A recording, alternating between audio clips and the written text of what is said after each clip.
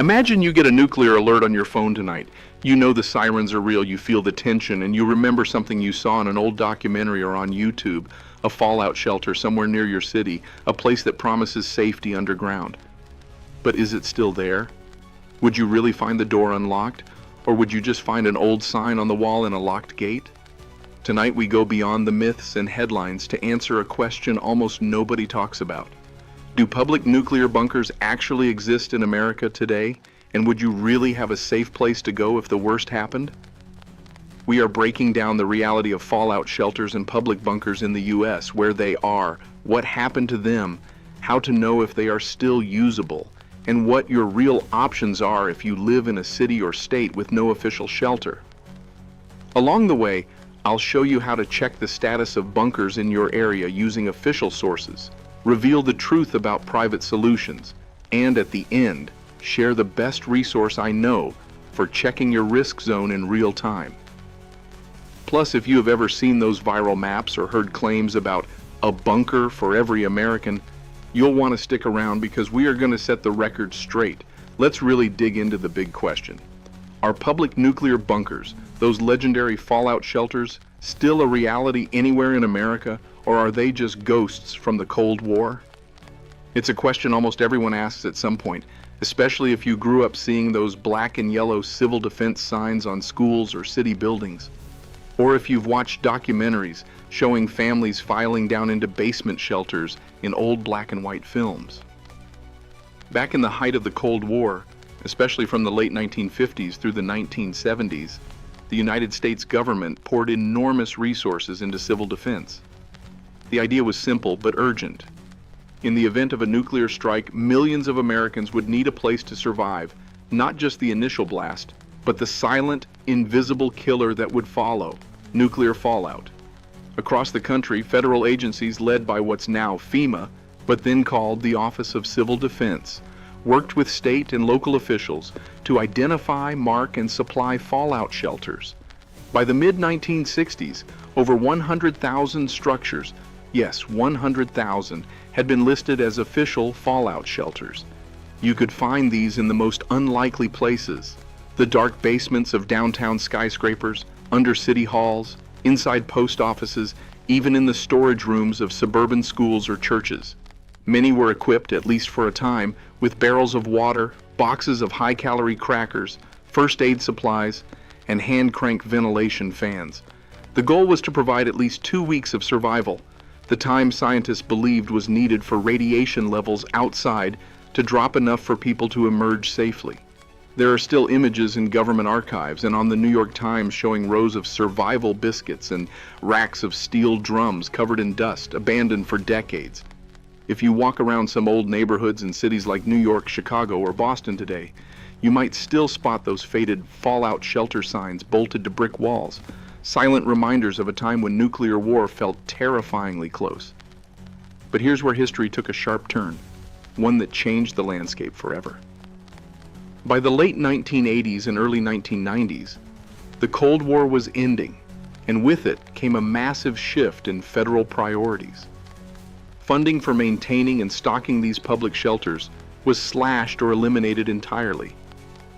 According to FEMA and the U.S. Department of Homeland Security, by the early 1990s, almost every city and state in America had stopped including public fallout shelters in their emergency plans. Local governments were told that the threat of all-out nuclear war was over, that the shelters were no longer a funding priority. Most cities quietly closed the shelters, removed them from maps, or repurposed them as storage rooms, archives, or even just empty, sealed-off spaces. NPR ran an investigative report as recently as 2022, confirming that the vast majority of old fallout shelters have not been inspected, stocked, or even unlocked in decades. The New York Times followed up with an in-depth article in 2023, showing that even in a place like Manhattan, once filled with shelter signs, almost none of those locations are maintained or safe for public use. Many were found filled with boxes, trash, broken furniture, or simply locked with no emergency plan.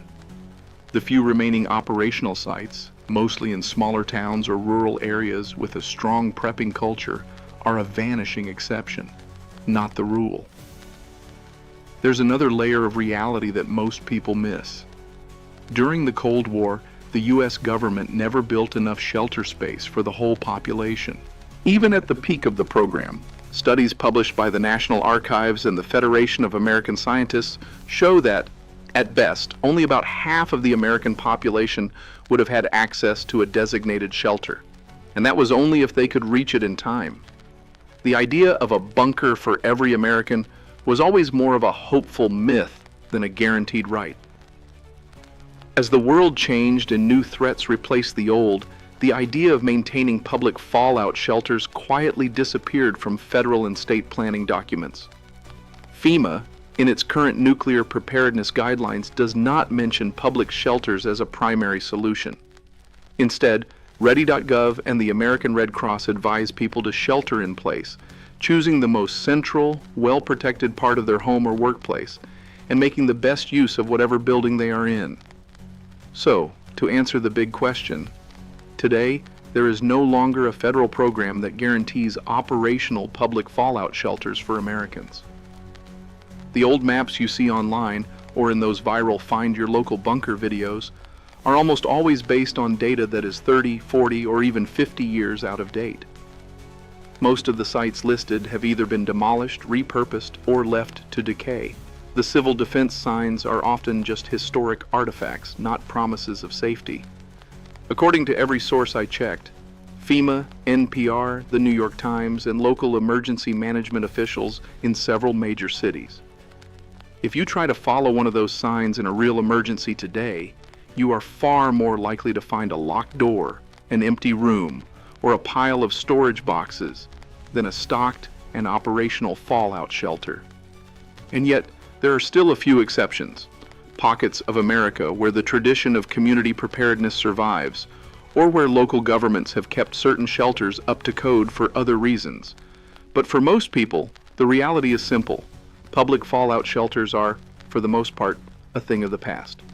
Still, before you give up hope, let's look at where those rare exceptions might be, and what you can actually do to stay safe if there's no shelter anywhere near you. So are there any places where public shelters still exist and are actually usable? The honest answer is yes, but they are rare, and you have to know exactly where to look. In a few states, like Utah and parts of Texas, local governments or community groups have kept certain fallout shelters up to code, mainly because of strong prepping cultures or unique historical reasons. For example, Salt Lake City maintains a very limited list of publicly accessible shelters, as confirmed by the city's Office of Emergency Management as of July 2025, though most are designed for short-term sheltering during severe weather or tornadoes, not specifically for nuclear fallout. In Texas, some rural counties still maintain community shelters that could, in theory, provide some protection, but their effectiveness against radiation is not always guaranteed, and access can depend on local rules. Meanwhile, in New York City, the famous civil defense signs still hang on hundreds of buildings, but local reporting by the New York Daily News and interviews with city officials confirm that almost none of these sites have been maintained, stocked, or certified for decades. In fact, the last time the city published an official list was in the late 1980s. The same goes for most large urban centers. The sign may be there, but the shelter is not. For the most reliable information, FEMA recommends checking with your county's emergency management website or contacting your city's Office of Emergency Management directly. But even then, do not expect to find a working public bunker around the corner. Most Americans today live in areas where public shelters either do not exist or are not functional. If you have a tip or have personally seen a working shelter in your area, let me know in the comments, but remember, always verify with official sources, not just rumors. Given this reality, what can an ordinary person actually do? Private bunkers and shelters have seen a boom in interest, especially in recent years. Companies like Rising S and Vivos have reported record sales since 2022. Offering everything from basic underground steel units to luxury complexes with air filtration, power generation, and food storage for months. But here's the catch. a true nuclear shelter that offers real protection from radiation, blast, and fallout costs tens of thousands of dollars, sometimes much more. The vast majority of Americans simply do not have access to a private bunker. Even so, some communities, especially in rural areas, have pooled resources to create shared shelters, and a growing number of preppers have built reinforced basements or safe rooms with thick earth, concrete, and ventilation. These can offer real protection if constructed to proper standards, which are detailed by FEMA and the Swiss Federal Office for Civil Protection. What about those viral videos claiming anyone can build a fallout shelter for a few $100s? Most of these are either misleading or dangerously incomplete. A proper fallout shelter needs careful engineering, solid materials, and a plan for ventilation, water, sanitation, and food. If you want to know more about realistic home sheltering, check out FEMA's Protection in Your Home Guidelines or the ready.gov resource library. And again, if you have a safe room or private shelter, share your setup and tips in the comments. Your experience could help someone else.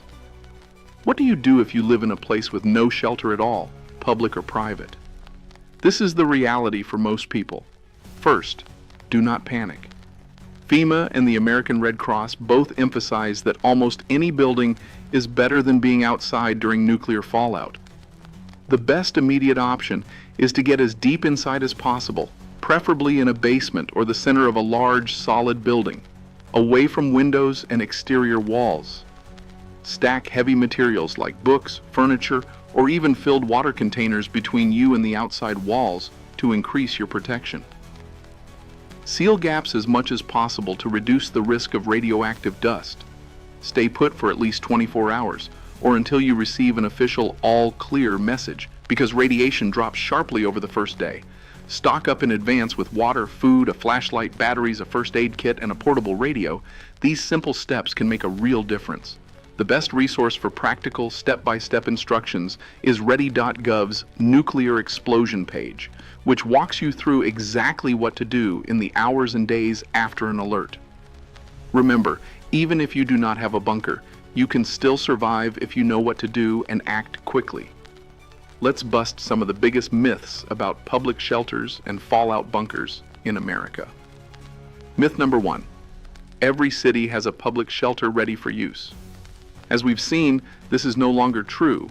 Most were abandoned decades ago, and only a handful are even partially maintained.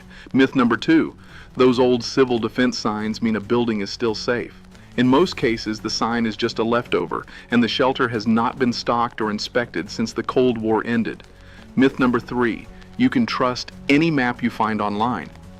The reality is that many maps are based on data from the 1960s, or are created by enthusiasts, not by official agencies.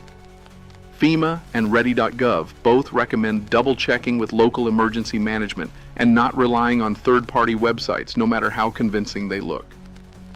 Myth number 4, you do not need to prepare if you do not have a bunker. The facts show the opposite.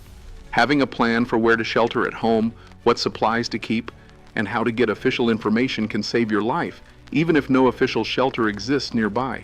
Do not fall for hype, clickbait, or YouTube experts who promise quick fixes. Stick to the sources used by real emergency planners, ready.gov, FEMA, the American Red Cross, and your city or county's Office of Emergency Management. So how ready do you feel after hearing the real story behind America's fallout shelters? Do you know where you would go in an emergency?